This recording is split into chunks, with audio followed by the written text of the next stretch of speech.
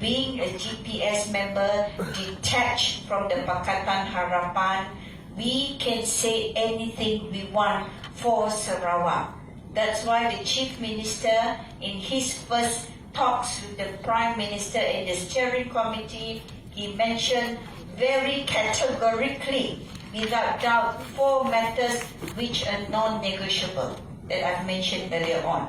So before, maybe we can't say it outright, but now being detached from Pakatan Harapan, being on our own, being all Sarawakians there, with the interests of Sarawakians at heart, we can bring to the table and tell the Prime Minister and the federal government, this is what we want.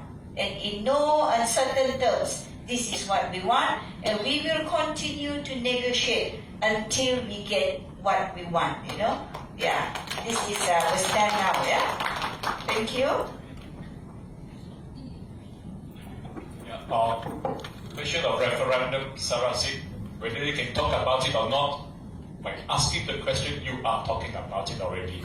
Freedom of speech, unless the UCP had to come and close you down, arrest you. Until that day, you can talk.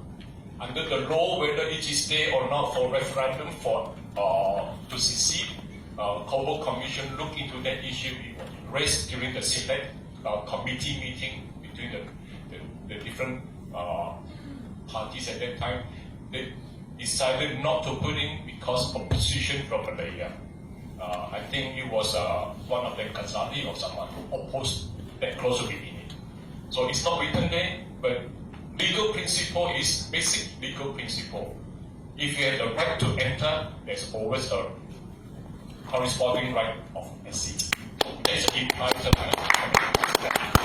But my question actually to all those asking about this thing is, we are now united about Sarah 6 referendum because of anger against what Malaysia is doing, taking our rights.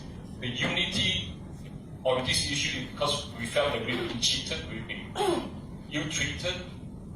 But that alone, I think, is not a good reason and justification for us to come together as one, or even to say as an independent country or body society.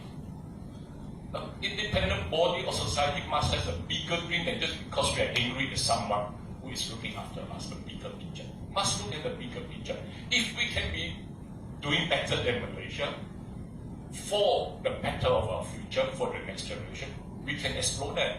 Not only exit from Sarawak, we exit from Malaysia, we can lead Malaysia. My personal dream, personal hope is that we should have a better country. If Malaysia country, Sarawak can lead it. More moderate policy, more progressive policy for all. Less race-based and religion-based politics. Go for progressiveness, go for moderate. We can give Singapore a run for the money. We can lead. Why not? Because now I see that we are all being united out of anger because our oil wealth is taken. My next question is, if Sarawak is full, we don't have oil wealth, will we still be asking to be Sarawak seats or referendum? Look at it from that angle. Yeah, I think it's right. The issue was raised in 1963, but it never been placed in either of the document, whether it is a Global Commission report, in the IGC report, let alone the Act of Malaysia. It's not there. Therefore, there was no law. When there is no law, then the problem arises. And that's why now people are talking, okay, now let us issue, people talking about, people want to raise vote or no confidence against the Prime Minister in Parliament. My question is, have you got the rules that allow you to do the vote or no confidence in Parliament? There's none. The moment there is none, the speaker say, okay, tak boleh, tak ada dalam Parliament. The only time, if they want to do that, is to beat the budget. Don't vote for the budget. If you don't vote for the budget, but you got only 50% for Parliament to pass the budget. If the loss in the budget, only then they can say people are no longer confident. But that is still up to the Prime Minister to agree or not to agree to step down, because they just failed to deliver the budget. That's it. Donald Trump, how many times failed to deliver something? He didn't step down. So the same thing, because we don't have the law, and not likely to have the law to do that. So we cannot have that, not because of politics, the basic principle of law, yes, what Robert said, the basic principle, we can go in, we can get out. Correct or not? But then there's no law mechanism to ask you to do it. There's no mechanism.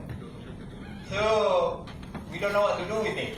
So we got to fight for the best, but then based on what we saw, what the state is doing, we are looking at a good future. With the present administration in Sarawak, I'm sure we get what we want and to develop Sarawak. Give Sarawak government a little time. Maybe 2 terms, 3 terms, you can see Sarawak will be a different Sarawak after that. Because now you see the infrastructure is going down into the rural area unhindered, and all the project you see, that one is still using the existing fund. It's not taking even the reserve fund. So this is one. Of course, I agree. There was a warning by Anthony Apple, the man who wrote the IGC report. The man who wrote the IGC report was Anthony Apple, the governor of Sarawak. He said this: we have found that very large number of supporters of Malaysia were influenced by their admiration for the Malaysian Prime Minister and his colleagues for their firm leadership and their mediating policy in rural development. In particular, those who had visited Federation of Malaya were much impressed by the economic and social progress. And then they were anxious that Sarawak should enjoy similar progress within Malaysia. We might, in parentheses, draw attention to the unfortunate repercussions which may follow if these hopes are not realized. Anthony Apple, 50 years ago, gave warning to federal government. They must not abandon Sarawak. So, paragraph 237, if any idea were to take root that Malaysia should take over of Borneo territories by the Federation of Malaya and the submersion of individualities of North Borneo and Sarawak, Malaysia would not, in my judgment, be generally accepted and successful. I recommend that in forthcoming negotiation, the government should pay attention, close attention to this point, both in psychological and practical aspect. Meaning not only to convince ourselves, but the government must give us what we ask. Constitution already provided, and they cannot forget about the Constitution. They must try to satisfy it, not to buy the toll from Kuala Lumpur so that Kuala Lumpur enjoy the free toll, the money from Petronas. They should give the money to us to develop Sarawak. That's what we are talking about. There's a provision under the Constitution. Under Article 112D, 112C, there are a lot of leeway where they can pay Sarawak. Why buy the toll from others to satisfy the manifesto? So this is what Sarawak to the one. I think that's one of the points that parliamentary sitting, member of parliament will emphasize on that. Don't just make easy to make third national car, buat belon kapal, mantekan terbang, buat airport dekat Kulim, all those, all was Semenanjung. Why not Sarawak? So, support the present struggle by the state government. Thank you. Only for one last question just now.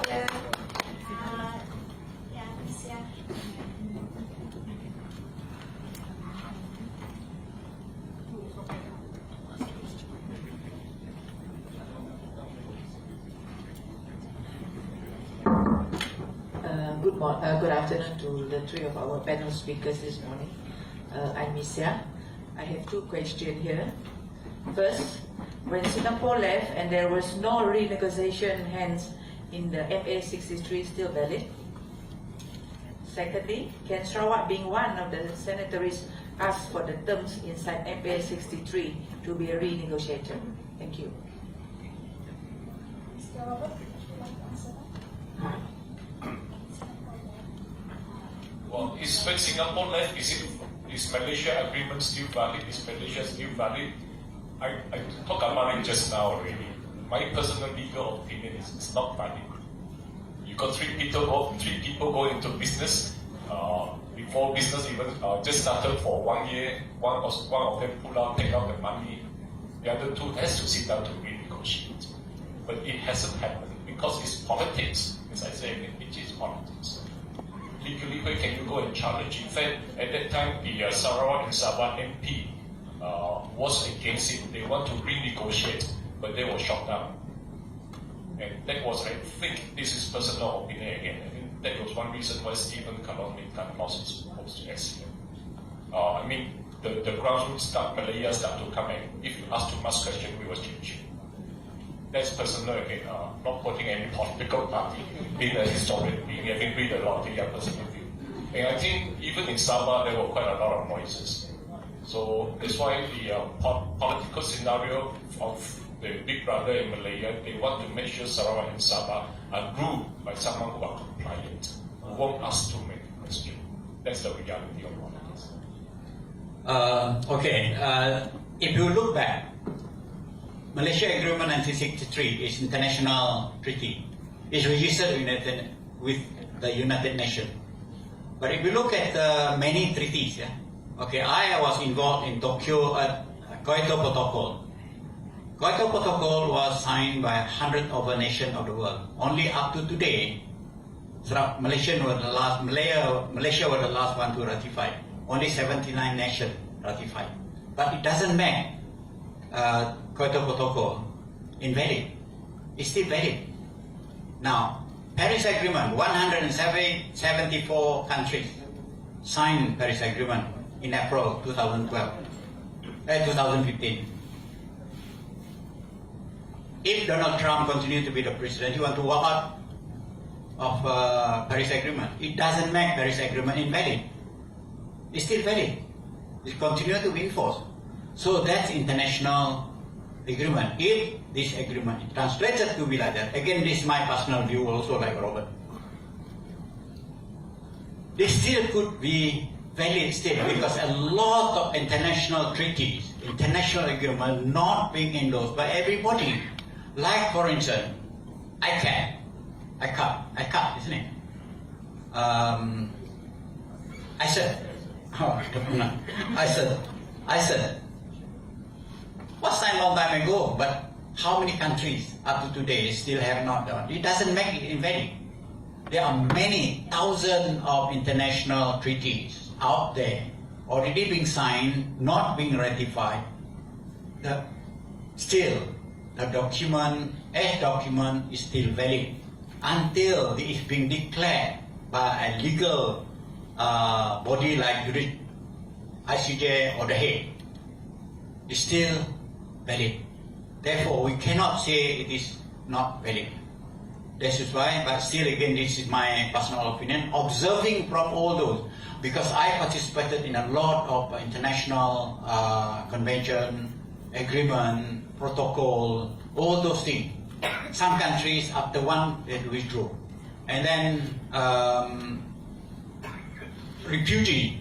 Malaysia has not been not ratifying refugees convention, and that's why we have a lot of Rohingya, 150,000 Rohingya living in KL.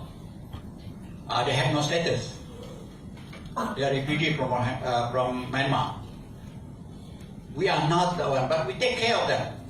But it doesn't make the refugee convention invalid. So that is international convention, treaties, agreement, protocol has got different way of looking at things.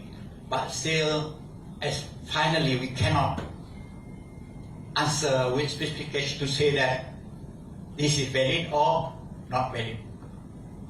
Thank you. So,